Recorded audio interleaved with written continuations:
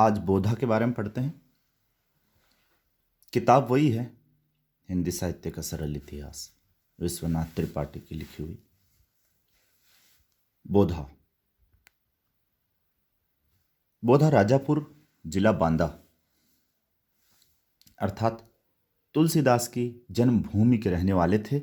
18वीं सदी के उत्तरार्ध और 19वीं सदी के प्रारंभिक काल में ये विद्यमान थे। इन्होंने अपने जीवन में प्रेम और विरह का दंड और सुख भोगा था, जो इनकी कविता में प्रकट है।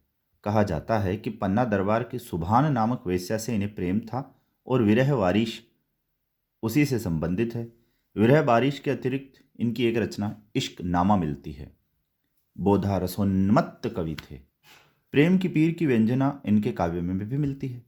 ये किसी रीति पर न चलकर काव्य क्षेत्र में प्रेम के स्वच्छंद मार्ग पर चलने वाले कवि थे। स्वच्छंद मार्ग का मतलब यह है कि मन की उमंग पर कविता करते थे और मन की बात कहने में चूकते नहीं थे। इसलिए इनकी कविता में कहीं कहीं ऐसी पंक्तियां भी मिलती है जो इनके अक्खड़पन और अनंत तेजस्वी स्वभाव को प्रकट करती है। इसके साथ ही साथ वे दरबारी कवियों के चरित्र के भिन्न और विपरीत कवि स्वभाव भी प्रकट करती है। दाता कहा, सूर कहा, सुंदर सुजान कहा, आपको न चाहे ताकि बाप को न चाहिए। दूसरी ओर बोधा प्रेम की अतीव मानवीय एवं संवेदनशील पहचान रखते हैं। सच्चा प्रेमी प्रिय को प्राप्त करने की धुन में कितना अधीर होते हुए कम से कम अपनी ही दृष्टि में कितना संयम बरतता है, इसका द्वंद्व कितना असह्य होता है, फिर भी उसे किसी से न कह पाने सकने की पीड़ा, प्रेम मन की कितनी स्थितियों का समुच्चय है, इसे बोधा ने इस सवैये में व्यक्त किया है। कबहू मिलिबो ये धीरज ही में धरेबो करे, उरते कड़ी आवे घर ते फिरे मन ही की मन में सिरेबो करे। कभी बोधा न चाहूं सिरी कबहू नितई हरवा सो हिरेबो करे, सहते न बने कहते न बने मन ही मन पीर पीरेबो करे। ठाकुर 1774-1823। ठाकुर के पूर्वज काकोरी अवध के निवासी थे। इनका जन्म ओरछा में हुआ। इनके बारे में ये प्रसिद्ध है कि ये सामंत हिम्मत बहादुर, जिनका उल्लेख पद्माकर के प्रसंग में हो चुका है, अपमान करने पर इन्होंने उनकी सभा में ही म्यान से तलवार निकाल ली थी। और ये कवित पढ़ा। कवित यूं है कि सेवक सिपाही हम उन रजपूत ने के दान युद्ध जोरी बेबे ने कुछ न मूर के, नीति देन वारे हैं मही के मही पालन को, हिय के विशुद्ध हैं सने ही सांचे उर के। ठाकुर कहत हम बेरी बेवकूफ ने के जलिम दमाद है अदानी ससुर के, चोजी ने के चोजी माह मोजी ने के महाराज, हम कविराज हैं वे चाकर चतुर के। ठाकुर की कविता के दो तेवर हैं। एक उनका क्षुद्रताओं और अमानवीयता से टकराने वाला रूप है, जहां वे आक्रामक होते हैं। उनकी कविता से यह प्रकट होता है कि वे भावबोध का चालूपना नहीं सह पाते थे। वे कविता को हृदय की सच्ची उमंग की अनुभूति मानते थे। इसलिए उन्होंने लिखा है कि मीन मृग खंजन जैसे उपमानों का प्रयोग सीख लेने से कविता नहीं आती है। उनका कहना था कि कविता की बात बहुत बड़ी होती है। लोग सभी के बीच कविता ऐसी गिराते हैं मानो ढेला। लोगों ने कविता करना खेल समझ रखा है। ढेल सो बनाए आए मेल त सबक के बीच, लोगन कवित किनो खेल करी जान्यो है। ठाकुर का दूसरा तेवर अत्यंत मानवीय, करुण, कोमल एवं सूक्ष्म संवेदनशील है। कहने की आवश्यकता नहीं है कि व्यक्तित्व के ये दोनों परस्पर विरोधी तेवर वस्तुतः एक दूसरे के पूरक हैं। ठाकुर मध्यकाल के उन दुर्लभ कवियों में से हैं जिनकी प्रेम की अनुभूति आधुनिक है। प्रेमी प्रिय का तन भी चाहता हो, लेकिन तन से अधिक उसका मन चाहता है। प्रिय का मन प्रेमी का मुख्य प्राप्य है। मन स्थूल नहीं है, अतः वह दूर रहते भी प्राप्त हो जाता है। वह पूरी तरह न मिले, उसमें क्षोभ या हलचल भी पैदा हो जाए तो सच्चे प्रेमी को काफ़ी राहत मिल जाती है। इसी मन स्थिति को चित्रित करने वाला ये सवैया रीतिकाल की अन्य प्रेम कविताओं से कितना अलग है, शुक्ल जी ने लोभ और प्रीति नामक निबंध में इसकी व्याख्या की है। वानिर मोहिनी रूप की राशि जऊ उर हेतु न ठानती हुए है, बारही बार बिलो की घरी घरी सूरती तो पहचानती हुए है। ठाकुर या मन की प्रतीति है जो स्नेह न मानती हुए है। आवत है नित मेरे लिए इतनो तो विशेष के जानती हुए है।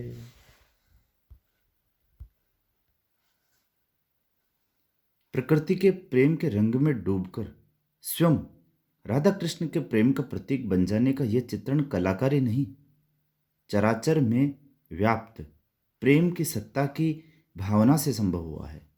सखी कारी घटा बरस बरसाने पे गोरी घटानंद गांव पेरी। गुरु गोविंद सिंह 1666 1708। सिखों के 10वें गुरु गोविंद सिंह का जन्म सन 1666 पटना में हुआ था। इनका स्वर्गवास अल्पायु में 1708 में हो गया था। गुरु गोविंद सिंह जी का व्यक्तित्व बहुआयामी था। वे मध्यकालीन सांस्कृतिक एवं सामाजिक चेतना के प्रतीक थे। योद्धा वो, संत वो, राजनीतिज्ञ वो, कवि वो, प्रशासक, सब कुछ वो। गुरु गोविंद सिंह के रचित अनेक ग्रंथ बताए जाते हैं। इनकी रचनाओं के संग्रह का नाम दशम ग्रंथ है और इसमें 16 रचनाएं संकलित है।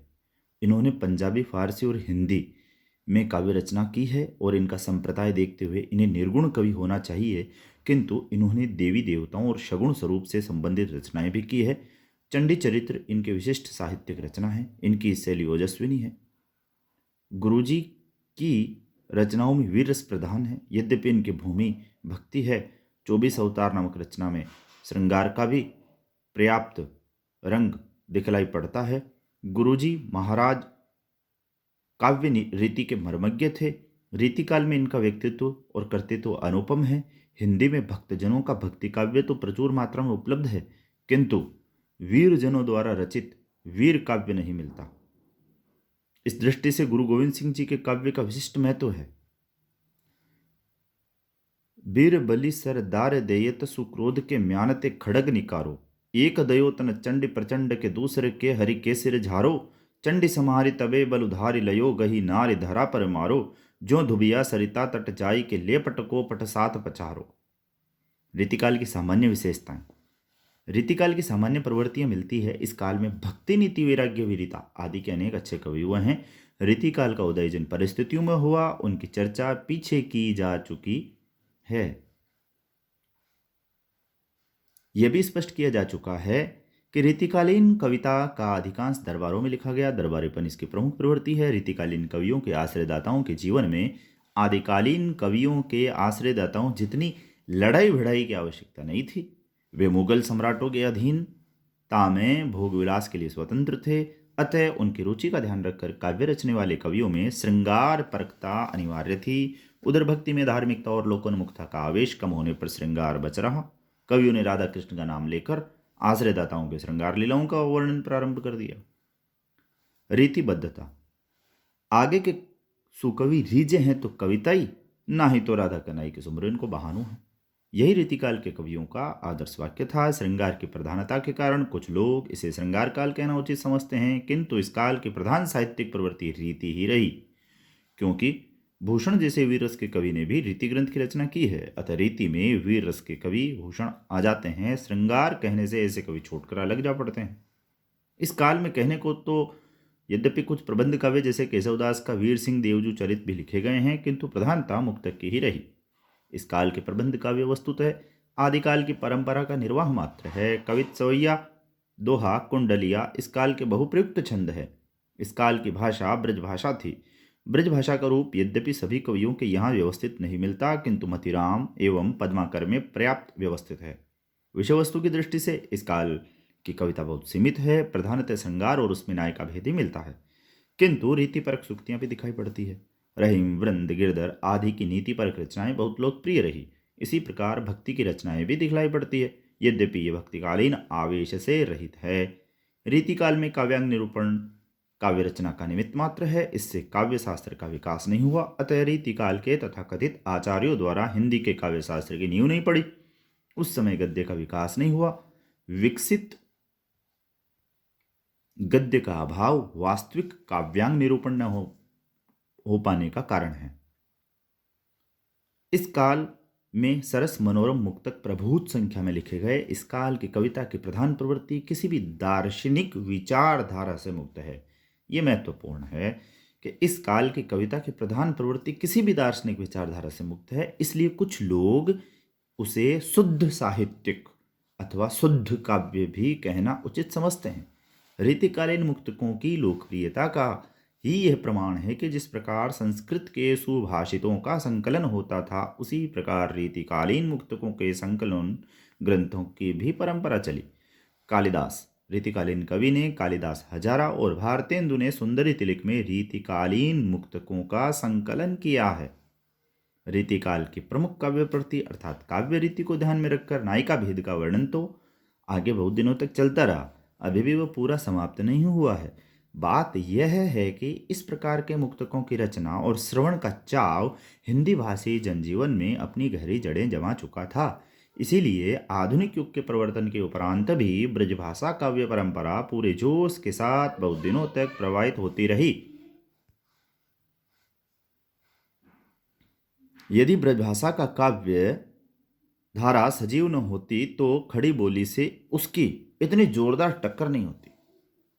किंतु इस विषय में एक बात पर ध्यान रखना आवश्यक है, सारा ब्रजभाषा काव्य काव्य रीति धारा में बद्ध नहीं है। उदाहरण के लिए भारतेंदु ब्रजभाषा का उपयोग रीतिवादी परंपरा में भी करते हैं और आधुनिक बोध की रचनाओं में भी। ब्रजभाषा में रीतिवादी काव्य की उल्लेखनीय परंपरा बाबू जगन्नाथ दास रत्नाकर बीए तक मिलती है। रीतिकाल के आधुनिक अवशेष द्विजदेव। द्विजदेव भी पद्माकर मतीराम की ही परंपरा में है। अयोध्या नरेश महाराज मानसिंह द्विजदेव अत्यंत सहृदय एवं समर्थ कवि थे।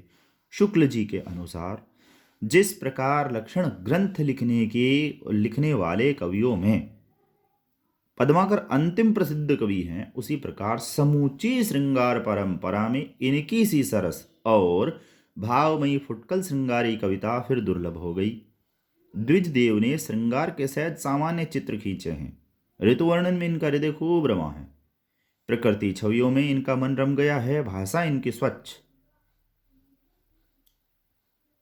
सरल प्रवाहमयी है। बसंत के इस वर्णन में इनकी सहृदयता देखी जा सकती है। मिली माधवी आदिक फूल के ब्याज विनोद लवा बरसाय करे, रचिना चलतागन तान वितान सवय वेद चित्त चुरायो करें। द्विजदेव जु देखी अनोखी प्रभाहलि आचारण की रति गायो करें। चिरजीव बसंत सदा द्विजदेव प्रसूनन की झरी लायो करे। द्विजदेव जु देखी अनोखी प्रभा अली चारण की रति गायो करे।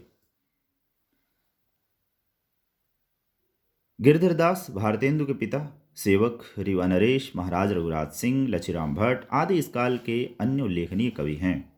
इसी परंपरा में बाबा रघुनाथ, राम स्नेही और ललित किशोरी जैसे भक्त कवि भी हुए। बाबा दीनदयाल गिरी ने उत्कृष्ट अन्योक्तियां कहीं।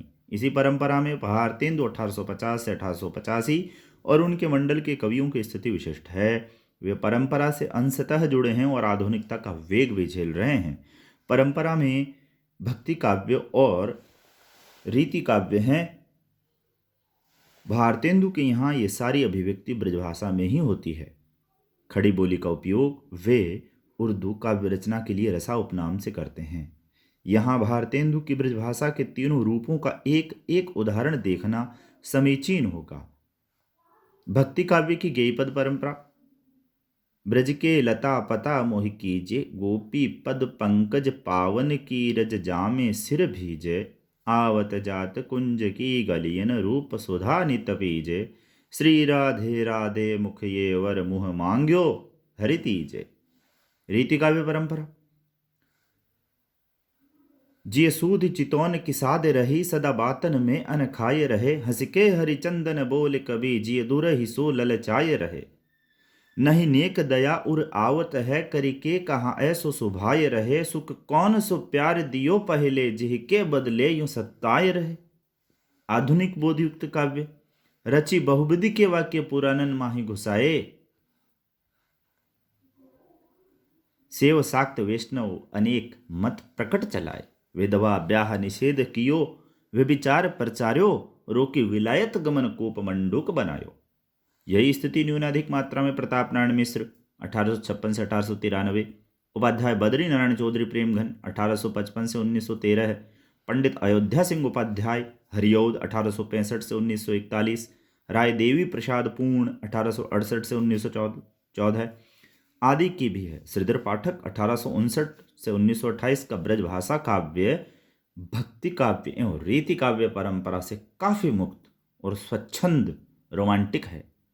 हिमालय की शोभा का जो उन्होंने वर्णन किया है वह ब्रजभाषा काव्य के लिए बिल्कुल नई चीज है। वस्तुतः श्रीधर पाठक के ब्रजभाषा काव्य पर नई चेतना का जो प्रभाव पड़ रहा है वह इतिहास की दृष्टि से भारतेंदु युग के आगे की संवेदना है। भारतेंदु के यहाँ प्रकृति का ऐसा स्वरूप खुलकर नहीं आता। पंडित रामचंद्र शुक्ल के ब्रजभाषा काव्य के अधिकांश को इसी स्वच्छंद काव्य की कोटि में रखा जाना चाहिए। वियोगी हरि 1896 ब्रजभाषा में वीर सत्सई की रचना की। ब्रजभाषा काव्य परंपरा में 20वीं शताब्दी में सर्वाधिक उल्लेखनीय रचनाएं सत्यनारायण कविरत्न 1859 से 1918 और बाबू जगन्नाथ दास रत्नाकर 1866 से 1932। सत्यनारायण जी का प्रधान क्षेत्र ब्रजभाषा में काव्यानुवाद रहा। भवभूति के दो नाटक उत्तर रामचरित और मालती माधव के उनके द्वारा अनुदित रूप बहुत लोकप्रिय और विख्यात हुए। उन्होंने मेकाले के अंग्रेजी खंड काव्य होरेशस में भी से आ रहा है और से सत्यनारायण तो अनुवाद किया। दो काव्य संग्रह हैं उनके, प्रेम कली और भ्रमरदूत। भ्रमरदूत में यशोदा ने भ्रमर के माध्यम से कृष्ण के पास संदेश भेजा है। कहने को यह काव्य संदेश काव्य की परंपरा में है, किंतु यह ध्यान देना चाहिए कि संदेश काव्य प्राय श्रृंगारी भावनाओं को लेकर ही चले हैं। यह संदेश काव्य वात्सल्य का है। यह एक प्रकार से संबंधों की व्यापकता का साहित्य पर प्रभाव है। सत्यनारायण जी ने सामयिक विषयों और राष्ट्रीय नेताओं से संबंधित विषयों पर रचना की है। बाबू जगन्नाथ दास रत्नाकर 1866 को ब्रजभाषा का आधुनिक काल में अंतिम बड़ा कवि कहा जा सकता है। रत्नाकर तो बड़ा ही होता है, तो अंतिम बड़ा कवि हो गया। और उनके काव्य के माध्यम से ब्रजभाषा जैसे पूरे प्रयत्न के साथ खड़ी बोली काव्य की तुलना में अपने प्राचीन वैभव की याद दिला रही हो। रत्नाकर जी के हरिश्चंद्र, गंगावतरण और उद्धव शतक काव्य प्रसिद्ध है। इस प्रकार उन्होंने प्राचीन आख्यानों को लेकर ही ब्रजभाषा काव्य की समृद्धि की। इसी काल में या उससे थोड़ा पहले से ही खड़ी बोली के कवि भी प्राचीन आख्यानों को आधार बनाकर काव्य रचना कर रहे थे। उदाहरण के लिए प्रिय प्रवास में हरिऔध ने कृष्ण आख्यान के नए युगबोध के अनुकूल व्याख्या की है।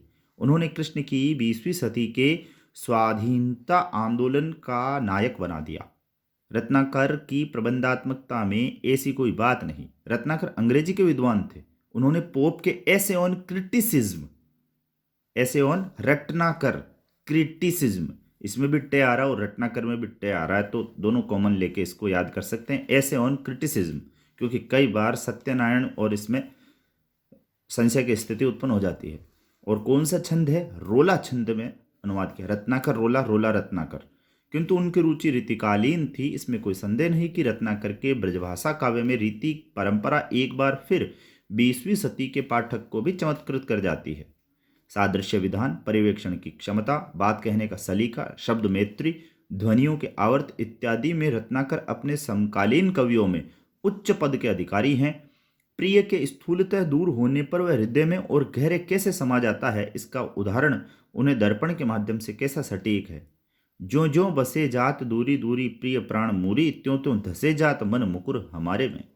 किसी विशिष्ट स्थिति में पात्रों के बाह्यांतर को साक्षात कर देना रत्नाकर जी को खूब आता है कि उझकी पद कंजनी के पंजनी पे पेकी पेकी पाती छाती छोहनी छवि लगे, हमको लिखो है कहा, हमको लिखो है कहा, हमको लिखो है कहा, कहने सबे लगी।